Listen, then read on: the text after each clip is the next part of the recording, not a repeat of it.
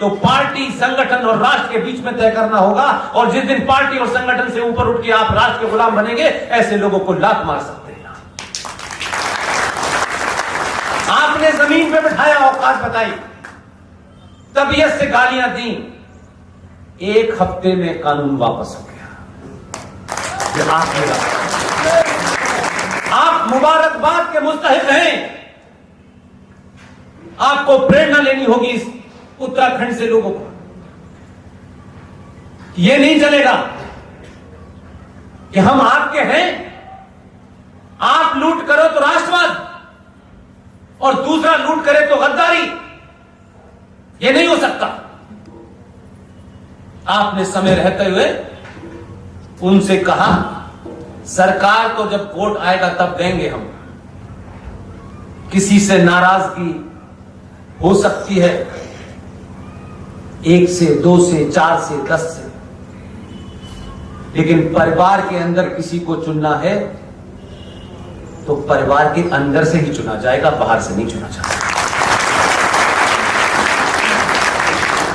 इसलिए ये नाराजगी का एहसास कराइए, डराइए, धमकाइए। अपने खिलाफ अगर आपके भी कानून बनाते हैं, उनको भी उतार दीजिए, लेकिन दोबारा फिर दूसरों को बिठाइए, अपनों को ही बिठाइए। इस गलतफहमी में मत रहिएगा कि आपकी नाराजगी इतनी बड़ी नाराजगी हो जाए कि राष्ट्र को बेचने वाली ताकतें, जिन्होंने 70 सालों में अलग अलग तरीके से भारत राष्ट्र का सौदा किया है, उनको फिर बिठाते हैं। नाराजगी हो, उस नाराजगी का डर बना रहना चाहिए कि अगर हमारे अपने नाराज हो गए तो गड़बड़ हो जाएगा। 24 घंटे वो टोपे खड़े रहे कि ये लोग नाराज ना हो और आपकी नाराजगी की उन्हें चिंता होने लगे। वो 5% अजीज भाई की चिंता और रफीक भाई की चिंता से मग्न हो जाए कि नहीं, हमको कोई इंटरेस्ट नहीं है। हम बिल्कुल साफ शब्दों में कह रहे हैं, ये कोई पॉलिटिकली करेक्ट होने की आवश्यकता नहीं है कि देखिए ये बोलने से ये हो जाएगा। नो, इतिहास जब लिखा जाएगा 2021 का, तो उत्तराखंड का नाम लिखा जाएगा कि यहां के लोगों ने अपनी आस्थाओं को अपने ही लोगों द्वारा सौदा करने पर उनको हटाया नहीं, उनको वापस करने पर मजबूर कर दिया। यह चेतना सनातनी में जगनी चाहिए। झगड़ा होगा, हमारे आपस के बीच में होगा। इस झगड़े का फायदा कोई तीसरा नहीं ले सकता, यह तय करना है। आदमी बदलिए, दबाव डालिए, क्योंकि आपके पास वो आएंगे, आप नहीं जाते। 99% समाज नहीं जाता नेताओं के पास काम कराने के लिए। या तो दलाल जाते हैं या उनके चमचे जाते हैं। 99% भारतीय सनातनी हिंदू समाज उन्हीं हालात में से अपना जीवन फिर भी ईमानदारी से जीता है। इसलिए गलतफहमी ना हो जाए नेताओं को कि उनके बगैर देश नहीं चलेगा।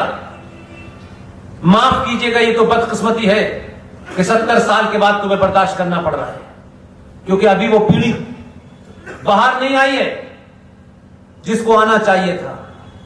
लेकिन आपके दबाव में बंगलौर से एक युवा निकल के आता है।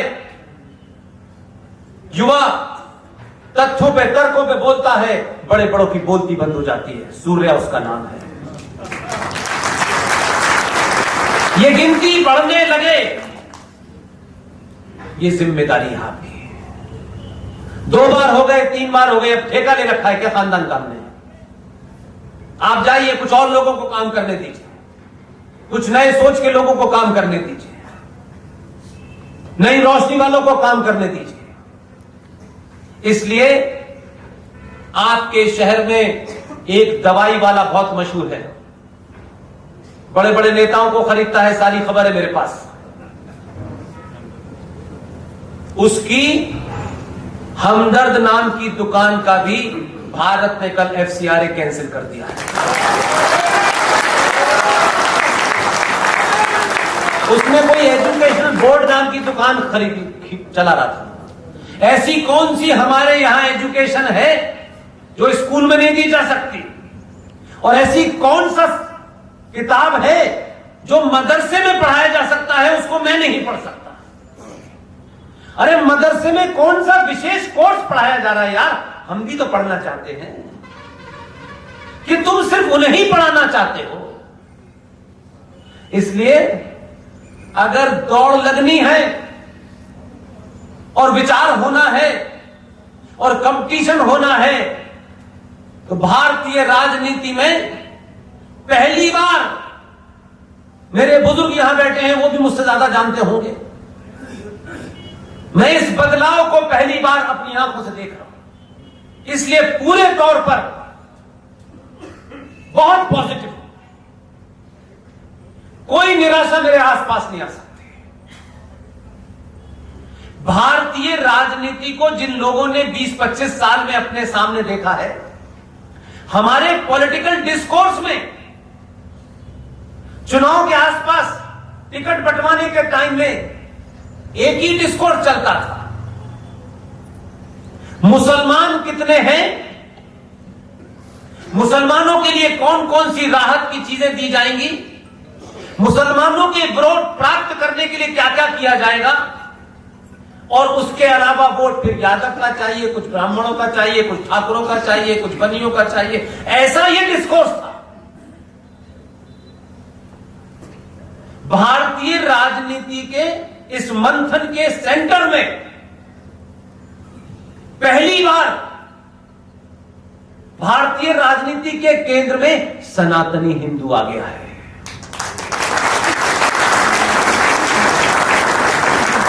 और आपने कुछ नहीं किया, कोई जंग नहीं लड़ी, आप सनातनी हुए।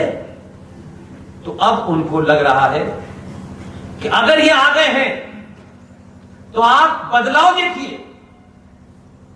जो लोग भगवान राम का सर्टिफिकेट मांग रहे थे, वो मंदिर मंदिर घूम रहे जनेऊ डाल के। ये सामूहिक दबाव है, मेरी बात मानिएगा। उनको पता चल गया कि जिनको हमारे बाप दादाओं ने गाली दी है, जिनके मकान लूटे हैं, जिनके खिलाफ नियम बना करके उनके आस्थाओं के केंद्र को छीन लिया है सरकार ने, आप भीड़ भी हैं अगर, तो भीड़ का भी सही इस्तेमाल करने वाला आ गया है। इसलिए वो जानता है कि ये भीड़ है, इसमें सभी 24 कैरेट के सनातनी नहीं है, अभी बहुत सारे इसमें अगर मगर करने वाले लोग हैं। आपने कुछ बदला हो या ना बदला हो, सरकार बदली, सरकार को मुबारक। मैं मानता हूं भारतीय सनातनी समाज को पहली बार अपने होने का एहसास हो गया है। उसे अपनी पहचान से अब शर्म नहीं आती, और इस बदलाव को देखना है तो आपके इस उत्तराखंड के इस इलाके में एयरपोर्ट पे मैं जब उतरा, मैंने बहुत बच्चों के, जो यंग बच्चे, फैशनेबल बच्चे, एकदम हमसे ऐसा लगता है कि ये हमारे बच्चे हैं कि नहीं। मैंने आज उस बदलाव को दूसरे तरीके से देखा। इसलिए आज की पीढ़ी को, हम बुजुर्गों को उस बदलाव को अपने चश्मे से नहीं देखना चाहिए कि हम चुटिया को चुटिया जब ही मानेंगे जब उसमें गांठ लगी होगी और धोती पहने होगा। इसलिए चुटिया महत्वपूर्ण है कि चुटिया में गांठ लगना महत्वपूर्ण है। इसलिए आज का बच्चा लेटेस्ट फैशन के बाल कटवा रहा है, लेकिन उसके साथ में चुटिया भी रख रहा है। ये बात अगर आप कहते तो नहीं मानता। इस प्रोग्राम के आयोजक, इस राष्ट्रीय सनातन संस्कृति मंच के इस संस्थापक रूबिल पांड्याल से कहूं, जरा खड़े होइए, खड़े होइए।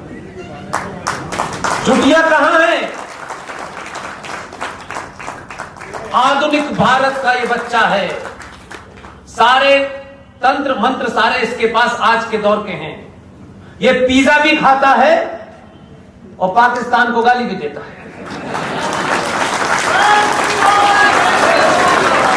ये अपनी मां के पैर भी छूता है और अपने सनातनी हिंदू होने पे गर्व भी करता है। यह आज की लेटेस्ट फैशन भी करता है, लेकिन घर के संस्कारों को नहीं छोड़ता। यही सनातनी पैदा करना हमारा काम है।